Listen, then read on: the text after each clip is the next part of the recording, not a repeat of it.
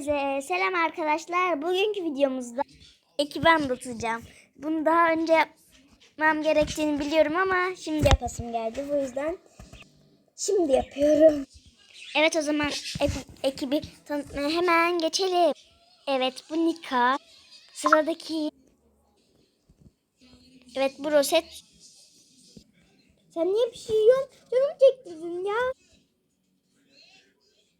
Neyse, sıradaki. Ben size ne yaptım? Sürekli buraya yemek yiyip geliyorsunuz. Neyse, bu Laura. Neyse, sıradaki. Beni çok umursar. Neyse, bugünkü videomuzdan bu kadar olsun. Bay bay.